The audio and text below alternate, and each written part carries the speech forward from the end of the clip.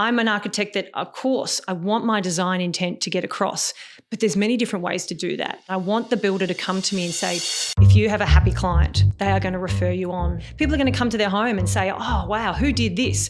Straight away, they can say, this architect, this builder. We're not actually selling a product. We are the service. So we have to sell ourselves. I've had builders where, I say, remember that detail we did on that last house? Let's do that again because that really worked. And they're like, oh, got it. And then we end up. Welcome to the Inspired Builders podcast, your source for game-changing conversations with Australia and New Zealand's leading builders and industry experts. Each week, we deliver real stories and proven strategies from those who've been in your shoes. Ready to build something remarkable? Let's dive in. Vicky, thank you so much for coming in this morning. Pleasure. Very excited for our discussion this morning. Vicky is from V3 Architecture here on the Gold Coast. Tell us a little bit about yourself. What do you specialise in? Yeah, sure. So I am a residential architect. I've been working in the industry for over 20 years now. I've worked interstate in Victoria, now on the Gold Coast. I specialise in renovations, extensions, new homes, dual occupancies, all those sorts of things. I do bespoke architecture for my clients. You were saying just before off camera that you made the move from Victoria up to Queensland? Yes, I did. Why I did. that? You get me started on that one. Yeah. So obviously we were there up until end of COVID, or just coming towards the end of COVID. And if you were aware of what it was like in Victoria, well, it was pretty bad across Australia, but pretty bad down there. And my partner and I just decided we'd had enough of the weather. It's very cold down there in the wintertime. And we just thought we wanted to change. We were renovating some houses on the side, and it was a real battle at the end there. And we just saw Queensland and the Gold Coast is just sort of being a bit of a mecca to go, and lots of opportunities, and wanted to move away and try something new, a bit of a change. Yeah. Change is as good as a holiday. Wow. What a change as well. 100%. And obviously, you built a lot of your career in Victoria, and then, the type of building and the heritage homes down there and all that kind of thing. Yes. And then coming up here, like how did you find that whole transition as well? I'll be honest, that has been a bit of a shock to the system because, yes, in Victoria, it's very, it's got a lot of traditional homes, a lot of, I would say, architectural character, which I've had a lot of experience working with, a lot of heritage buildings, that kind of thing down there. Coming to the Gold Coast, really not any evidence of any traditional. They have their own traditional style buildings. So that's been a real change in my architectural direction with how I design and also what people are looking for. It's very different. The climate is different. The demographic is different. So it has been a transition, and listening to my clients and understanding what they want up here is different from Melbourne. So I've definitely seen a change between what people in Victoria find important and what people in Queensland find important. And actually, it's really coming through my architecture. I can see the difference already. I want to understand a little bit about you and your company and so on. Sure. What got you into architecture, and what do you most enjoy about what you do? That's a good question. I think I kind of stumbled into architecture. We're going to take it all the way back to high school when you go and do, university visits. And my family are a family of engineers, and went to have a look at the engineering department because I wasn't sure what I wanted to do when I went to university or when I finished school. And I'm going to be honest with you, the engineering department was boring. I think they were testing concrete or something random like that. And I just could not get excited about it. And then we went over to the architecture department, and I actually met some of the first year students in their studio, and they were doing cool building models, and, they were in there on the weekend having fun, and they might have been having a few drinks or something at the time. And I went, that's what I want to do. And the rest is history. But look, I've always had a real interest in design. I'm very artistic, but practical artistic work, not fine arts. I always wanted a practical solution to something, real world solutions that were artistic, if that makes sense. That's cool. So every project you take on, like what's one thing, if you achieve that on the project, you're like, yes, I've hit it. That's got to be the client satisfaction, obviously. At the end of the day, I'm designing for the client. It's not my house. I'm not going to live in it. They have to live in it. So I have to listen to what they want, really listen to it, interpret that, because I'm the expert. I need to understand how they want to live in it. And at the end of the day, when they go, yes, that's what it's what we wanted, but we didn't know how to ask for it. So when they say that, they go, you've nailed it. That's the money for me, really. Yeah. That's what I love, is going, yes, I was able to get that, and the clients love it. That's cool. Maybe no one else could have thought of it.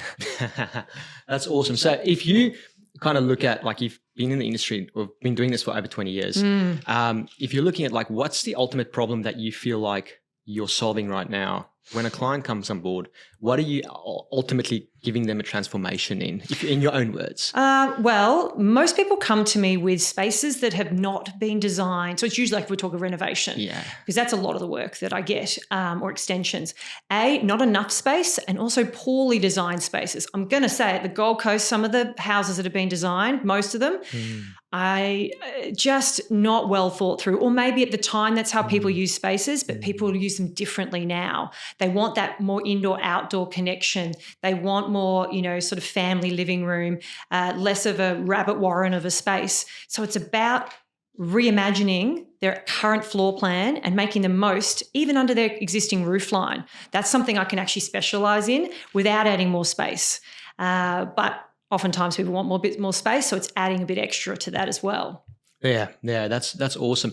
And so I guess if we're sort of if we head more into like the builder architect, the architect builder sort of relationship there, give us a bit of a understanding of your approach and your process from start to finish, and where does the builder come in, and what have you found that has really worked well within that process? Yeah, sure. Unlike a lot of other architects, I love working with builders. And there is a little bit of a stigma attached to the builder-architect relationship. They can butt heads, one coming from a design point, one coming from a practical point.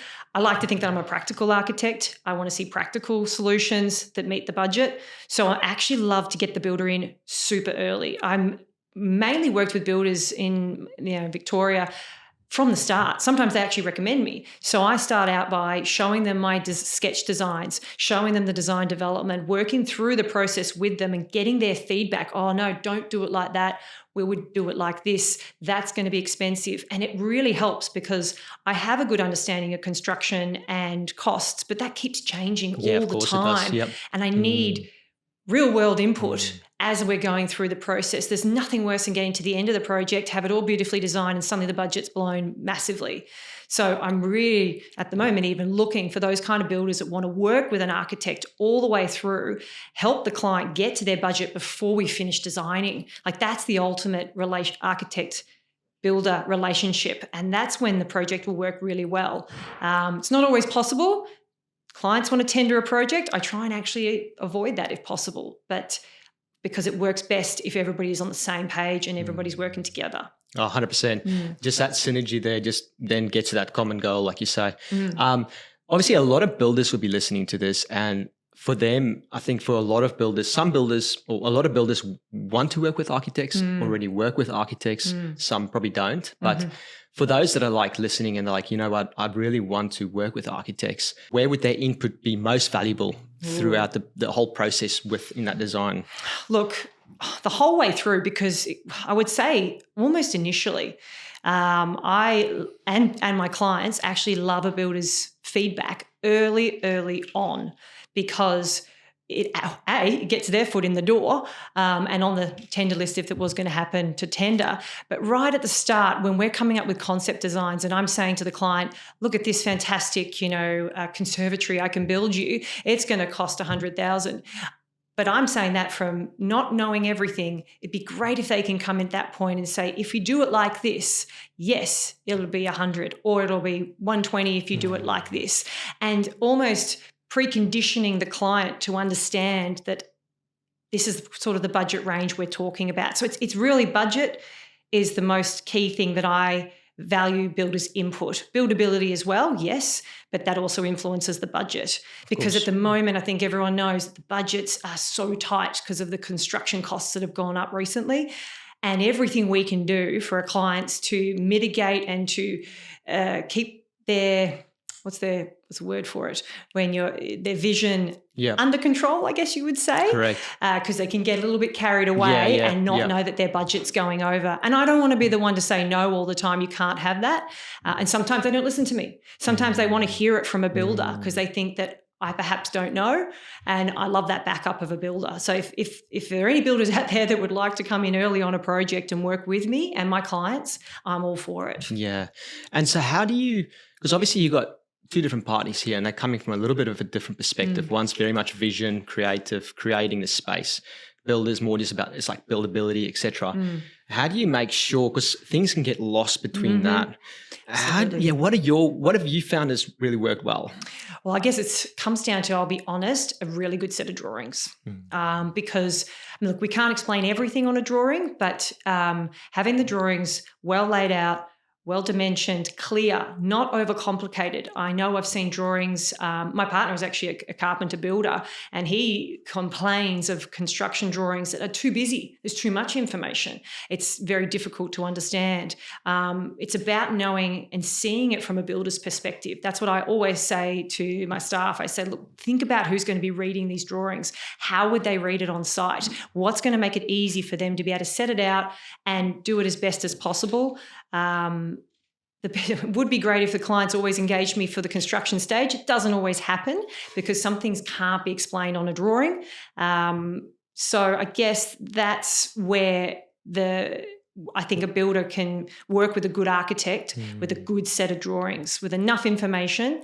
But then I do actually hope that working with a great builder that they can interpret it as well, that they have an eye for design. That's right. Those are the ones I love working with. Part of this whole communication thing, is there like specific software or things that you have kind of found that's really worked well for builders to have in making sure that vision comes across and they understand and they can read the designs, etc.? Yeah, well, actually, obviously 3D modeling is massive, and the more the software is getting better and better and more easy to use now, and so 3D renders. Photorealistic is now a big part of what I do, even from early on to show the clients, because a lot of people can't read 2D drawings. So having a 3D model of what it's going to look like in reality is honestly the best thing. 2D drawings are all very well to build from, but I include on my documentation sets for building 3D models of what we envisage it should look like. And I think that just sets the tone for this is what it's going to look like. It might not be 100% correct. It's still a 3D image, but it gives the builder a bit of an understanding, oh, that's what that looks like. Oh, I get it. And if necessary, we can always produce more of those. We could zoom in on, 3D connection details that perhaps you cannot explain in 2 dimensions. So I would say 3D modeling is probably the best thing that we can do at the moment to express the design intent. Yeah, that's so true. Because when you see it in that 3D, at least I've got the picture of that end result, that vision. That's right. Yeah. And that's what we're really focusing on in my business is the 3D modeling and the renders. And I've got someone working for me who does some fantastic work that even for myself, it helps me see it because, I can vision it in my head and I know what I think it's going to look like, but putting it on a piece of paper to explain it to someone else, it's invaluable, really. Building is such there's always going to be things that come up, problems that happen, conflict that comes up. It's inevitable and it's how you go around that. Now, from your perspective, what does that look like? How do you see that relationship and dealing with these problems and fixing them? Yeah, you're right. Look, even the best laid plans, something always comes up, you know what I mean? And there's always something, and I dread those days. But when I'm working with a great builder, we both have a little understanding that no one throws anybody under the bus. Let's put it that way. There is always a solution. We just need to come up with it. And I always like to present solutions to my clients, not problems, because you'll just get them sort of freaking out and thinking that, it's a disaster and it's already a stressful situation. The best thing I like to do is with my builders is to work through it together. Let's come up with some solutions. I'm an architect that, of course, I want my design intent to get across, but there's many different ways to do that. So I'm open to other suggestions and I want the builder to come to me and say, this is the problem. These are some solutions. And then we just work through them, present them to the client. I will give my recommendation, and then we're able to solve it without causing a major drama and anybody getting, annoyed with another person. And at the end of the day, we get it built and the client's happy with minimal drama. Let's put it that way. That's right. And sometimes the client don't even need to know that there was a true. problem. 100%. There's times I'm like, the client doesn't need to know about this. They're never going to see it. It's fine. Let's just resolve it and move on, because it's not needed to stress them out anymore. Correct. That's what we're there for. You know what I mean? To take that stress away, not to create it. Yeah, you're offering that solution. 100%. That's right. And I want to work with my builder and get their solution. I don't want to just, have a problem and lay blame on somebody else. So that's the kind of builder I'm looking for, and that's the ones I've worked with longer than one job. Let's put it that way. Yeah, that's true. And have you found there to be let's say, if you give us an example, is there a common thing that maybe comes up in a lot of builds that then? Yeah, give us a bit of an example, if anything jumps to mind. Of a drama that's happened, perhaps? Yeah, and how you guys were able to solve it, and how it actually came out more beautiful or amazing after that. Well, I'd say one of the things is services coordination. So like air conditioning, plumbing, electricals, all those sorts of things which you don't really, you can allow for, but once you're on site, it's very difficult to draw it on a set of drawings, and I'm often getting brought to site to work out how we're going to get this air conditioning duct to work, bulkheads and, the like. And there's a number of different ways to do it. And we come up with a solution, that actually can look perhaps even architectural. And that's where I come in. They say, I ask them, what are the necessities for this, say an air conditioning duct, for example? I had a client, where the air conditioning we designed during documentation, when they got out to site, the guy installing it thought it wasn't going to be sufficient. So we had to get a bigger unit and bigger ducts, which we hadn't allowed for. And that he was suggesting just big grills on the, big sort of exposed ducts everywhere. And that wasn't the style of the house. So we ended up building it into some cabinetry and having some linear diffusers and hiding it, which was in the end going to be a much better solution. It looked great. They got some extra joinery out of it. There might have been a bit of a variation on that, but they were happy in the end with the look, rather than having exposed ductwork everywhere, which was more of an industrial look when the house was not. Yeah. Definitely not an industrial house. Yeah, because then the client now looking back at it, maybe they had to invest a little bit more, but now it's all so much more beautifully put together. It looks good, and they can stay cool in the summertime. So, especially here in Queensland. Yes. What do you think is the key to building long-term relationships between builder and architect? Well, that's a good one. I have had some long-term relationships with builders before. It's sort of that cross-referring of the right clients. So I know what kind of builder and what kind of, once I know that builder, I know what kind of projects he likes to do, or they like to do, and what kind of clients I feel they would probably be matched up with well, if that makes sense. Some clients need more hand-holding. Some clients are a bit more impulsive, and I used to pair up the builders with that, and they also would know what kind of projects I was looking for. And it sort of having that sort of synergy of going, right, these are the types of projects we like working on together. For example, if one builder likes to build new homes, but they don't really like to do renovations, then I wouldn't refer a renovation to them. But when a new home comes, we start that conversation straight away. Hey, are you interested in this project? I've got a new house, for this client. Yep. And then I would even introduce them to the client early on and say, this would be my preferred builder. This is what they do. They've got the expertise. And so that's, I think, a good long-term relationship, is knowing what each other's strengths are and playing to that and trying to find the right projects together. That way you're sort of both benefiting from it. They might find a client for me and I find clients for them. And then, not every client's suited for every builder, and probably the same with an architect. So it's just learning about each other, knowing, and then, I've had builders where, I say, remember that detail we did on that last house? Let's do that again because that really worked. And they're like, oh, got it. And then we end up actually not finishing each other's sentences, but just going, oh, I know what Vicky's going to want. I know how Vicky designs it. And I also go, I know how that builder builds. They're going to want to do it this way. Because some builders got, more carpentry, some got more, sort of stick construction or trusses or whatever it is. So I know I can almost tailor the house to the the way the builder will want to do it. That's how I built the relationship. And I think those builders really appreciated that because it made their job easier. So if we're both working together, everybody wins. 100%. And that's one thing I really love about what you do, Vicky, is like, I know you've got a big aspect on networking as well and getting to know a lot of people and even like builders and stuff.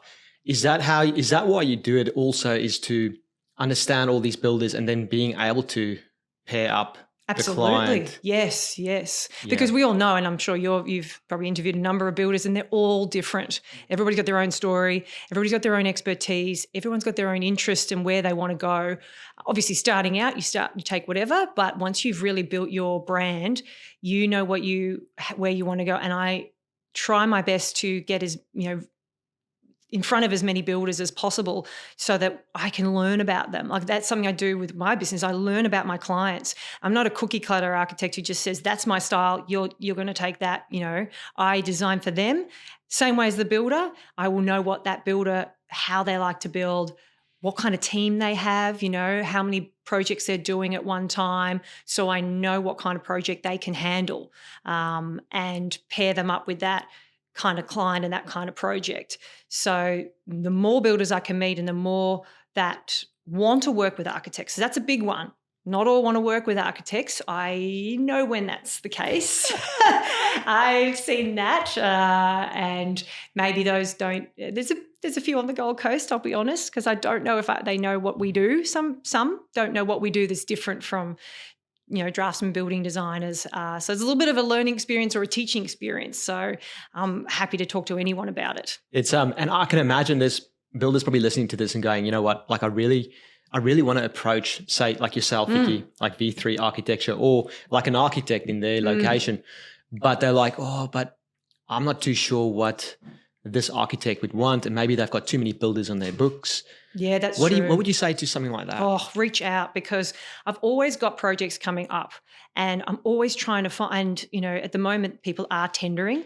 So I need a number of builders and I want to give people a go because I'm always searching for my next best builder, if that makes sense.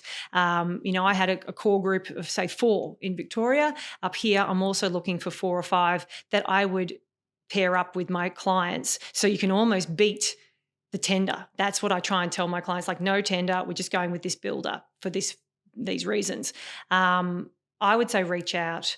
Also, if you've got a client that wants a designer, something I would allow you to say about me is that I'm actually a fixed fee architect. I am not percentage based, which I think is a big point of difference for what I do. So the client will know how much they're going to spend.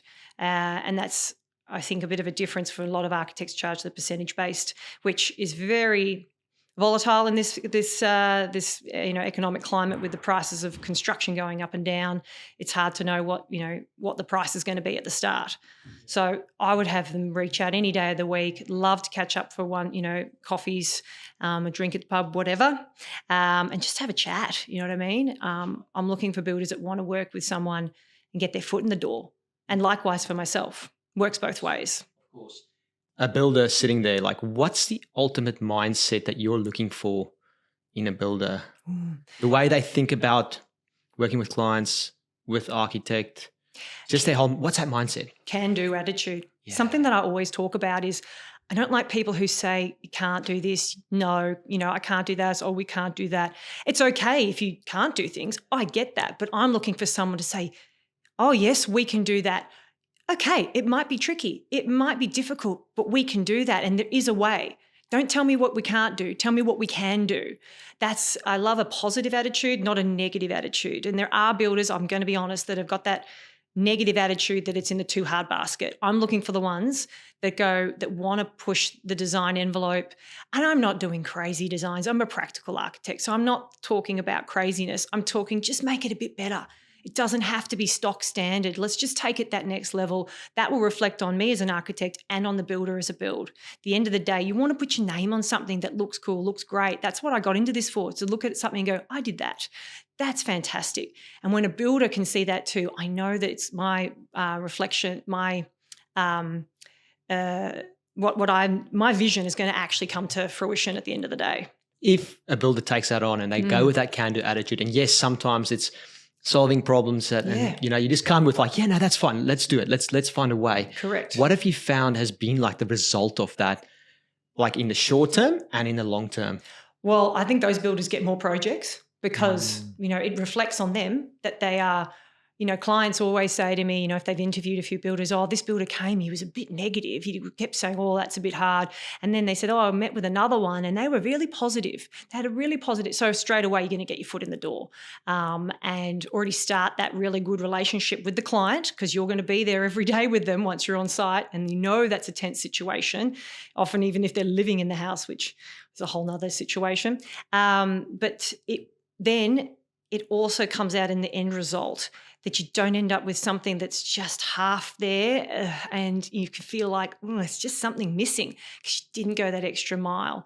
And builders might say, well, that's going to cost the client more. Well, let's put it to the client. They might want it. So don't just say it's too hard. Let's get it let's see if we can make it happen. That's right. I like when we spoke before we started this morning, I like what you said is like, every project you do is potentially where you're going to get a referral from because they're like your first point of marketing, like the first thing that if you really go well by them, they can really just refer you in the future. 100%. Well, that's what this is about. I mean, we're not actually selling a product. We are the product. We are the service because we're service-based, providers. So we have to sell ourselves. And sure, you can do networking and, social media and all those sorts of things. That's all very well. But at the end of the day, word of mouth is the greatest form of referral. So really, if you have a happy client, they are going to refer you on to their friends, their family. People are going to come to their home and say, oh, wow, who did this? Straight away, they can say, this architect, this builder. And that's the greatest form of referral, I believe. And so if you have a happy client at the end of the day, which comes back to that whole point about, keeping them out of the loop, not out of the loop, sorry, more don't present them with all the dramas. Correct, yeah. Make it make it as stress-free as possible. At the end of the day, they're going to say we did a good job and refer you on to somebody else, which is just gold. That's epic. That's what we're looking for. That's so good. And then so I've asked the mindset of the builder. What would you say from an architect's perspective? Maybe there's a young architect out there listening to this and you could inspire them today with like, what's the mindset that they can take on with builders to really hit and make the client have such a good experience and such a beautiful build? Oh, absolutely. Starting out is daunting as an architect because you don't know anything. Believe me, they don't teach you a lot of technical stuff at university. They teach you a lot about design. So that's what we're trained in is design. And you'll learn a lot on the job. But I think that going out, if you're starting out and you're working with, often you have to go and work with another architect. If you can get out onto construction sites with them, if there's site meetings, site visits, go. See what's happening, listen, ask questions as well. Ask what's this, what's that. Also ask if you can draw details. Drawing a detail is really, really important because it makes you understand the whole design that you're doing. You can draw something beautiful and make it 3D model and it's all pretty, but if you don't know how to put that thing together, then you don't look like a good architect. That's where you'll fall short and people say, oh yeah, she can draw pretty drawings or they can draw pretty drawings, but do they know what they're talking about? Can they put their money where their mouth is and understand how to build? So get out there on site, meet the builders. It is a bit daunting, I know, especially for females, but you just got to rise above that and understand that, you're learning and they actually probably want you to learn because that works better in the future that, having experienced and educated and, quality architects helps builders. It's like a bit of a circle, I guess.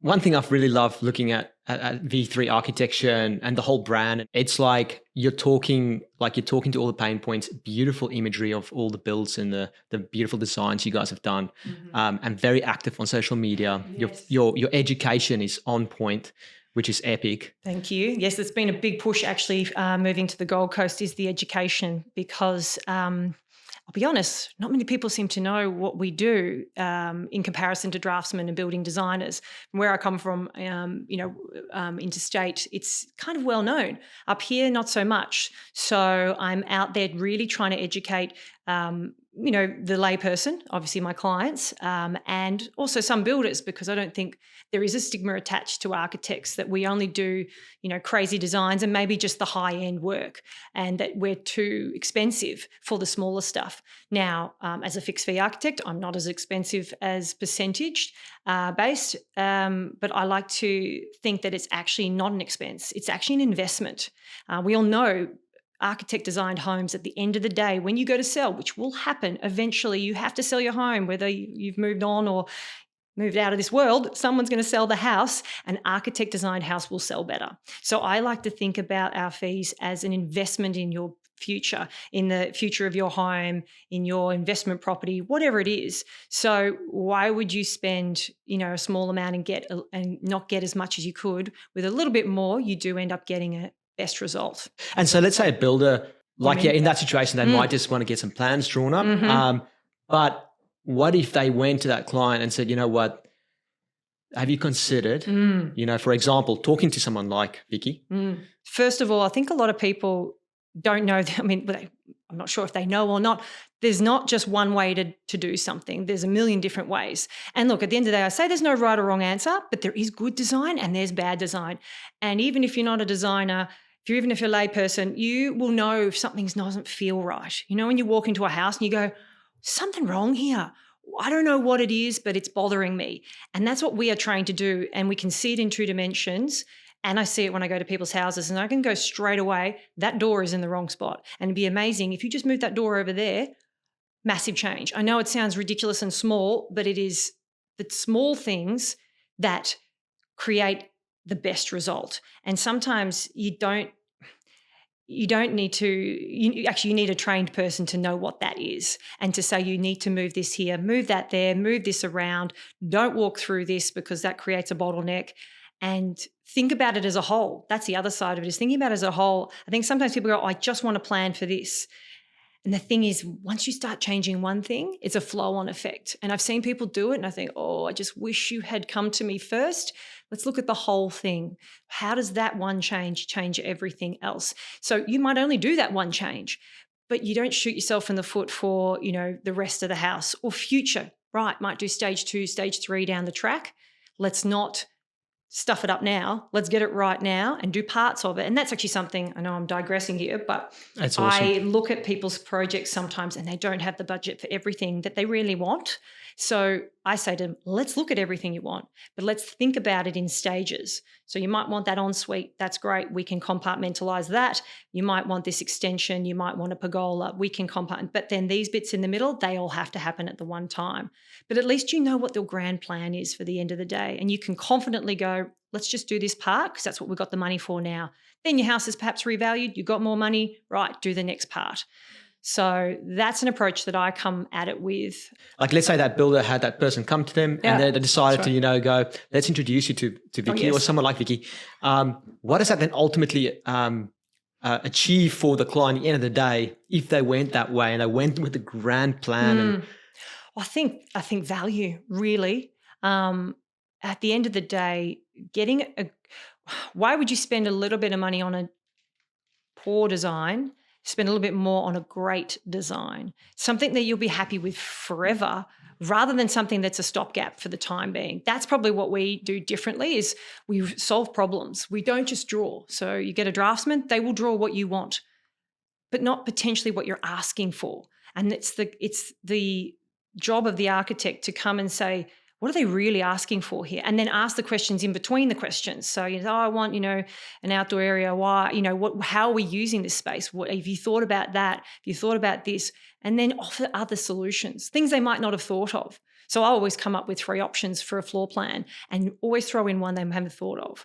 Because sometimes I'll say, no, we don't want that. And that's fine. At least they've then had a look at it, put it to the side. And sometimes like, oh my gosh, never even thought of that, because they get a bit bogged down and they're too close to it. Having someone come in from an outside, fresh pair of eyes, goes, right, this is what we could do. I can see it. It's going to be great. It's different from what you're thinking. What do you think about this? And then walk them through it, talk them through it, give them the whole spiel. That's what an architect that does it differently. Other designers will just show you a drawing and say, well, you wanted a kitchen and you wanted a bathroom. There it is. And you're like, yeah, it's okay, but it's not great. That's right. but they can't express what it needs to be differently. So that's the difference, I suppose. If you come to an architect, you're going to get innovation, you're going to get innovative ideas, not just one solution. Sort of going back to that marketing topic before of the way you've kind of positioned yourself and the business and the company. Obviously, when your builders are probably out there going, what do I need to look like so that, as an architect and as a company, you're like, and a client comes to you, you're like, yeah, talk to this, like this is the builder, let's get him. So builders out there probably asking, what does that need to look like? Because their positioning need to be kind of in line as well. That's true. Look, obviously professional. They don't have to be big, giant teams of people. Sometimes I actually like the more, because I'm a bespoke small company, I actually like the bespoke small builders or medium-sized, because I feel like you're going to get that personal attention. That is something I'm really key. Like when you come to V3 Architecture, you get me. I do the designs. I have people who assist me, but I do it. I don't palm you off onto some junior.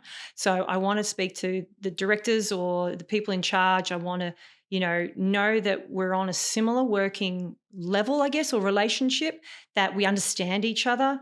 There's a professionality, there's a can-do attitude, there's a willingness to assist as well. Like pick up that phone if I'm going to ring you, because if I'm ringing you, I'm asking you about a project. That's what I'm ringing you about. And if you can give me some help, you give me just a little bit of your time. I know you're really busy, but I'm trying to get you in on a project. And if you can give me a little bit of your time, that will go a long way. If you want the project, I'll always ask first, do you want this project? Because if you don't, I won't waste your time. I'm not a time waster. I know everybody is busy, but if you've got a little bit of time for me, that goes a long way. Yeah, and that's that partnership thing. That's right. And you grow, maybe the first one or two projects, you're kind of getting used to each other. Yeah, working each other out. But then long term, man, you just know. Easy, 100%, yes. Yeah. And you know how that person works, how they're going to think. And also, I think it's also, I want to be able to recommend you to my clients. I want to send you to my client. If you're interested, go down there and, when you refer someone, you want them to be almost a representation of your company.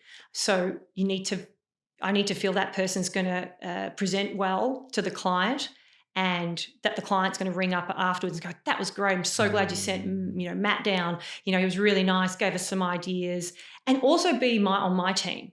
You know what I mean? Don't go in there and say, oh, no, what she's designed is terrible. If you think that, well, come and tell me first. Don't tell the client, because there'll be reasons, that where we are, where we're at. So, again, don't throw me under the bus. Yeah. There'll be reasons. And, design is subjective. You may not like it. Maybe I don't love it either, but the client loves it. So that's what the most important thing is. So team player. 100%. A final couple things for builders and that architect relationship, and things that they could take away from this podcast today. To be honest, I'd love to break down that bit of a stigma of the builder-architect relationship, because I think that there's a lot of preconceived ideas that architects are going to, sort of tell the builder what to do or look down on the builder for some reason, and there might be a conflict of interest there. That's something perhaps does happen with other architects out there, and designers even, and builders in the other way. Do you know what I mean? It's, for me, I'm not out there to tell other people what to do. I'm there to create something beautiful, to work together, to compromise when necessary. This is not my house. I'm not out to win awards. Oh, that would be nice. And if we can work for builders out there that wants to do that, I'm all for it. But that's not my goal. At the end of the day is to make the client happy, because when they're happy, like I said earlier, they'll refer us on. And at the end of the day, I want to refer people to give them work, get a builder that I work with more work, because at the end of the day, if everybody if everybody's getting work, everybody's winning. And I don't expect anything in return, but I'd like to hope that if I'm referring them out, they'll refer back to me. If they come across a project. So it's that sort of give and take sort of relationship, which is really important to me. I'm not a scary architect. I like to think I'm pretty easygoing, and can speak builder talk when necessary, even though I might not look it. I'm trying to break down those walls and that sort of stigma attached to architects and female architects, I guess, as well. Yeah, man. Vicky, thank you so much for this morning. Pleasure. Man, I think builders will take so much valuable little golden nuggets away from this. And Yeah, I hope so. I really am trying to get it out there that we're not scary. I'm not scary. I hope I'm not. And I would just love to talk to any builder out there that's looking to do some great work. yeah, fantastic. Thanks, Vicky. Appreciate it. Pleasure.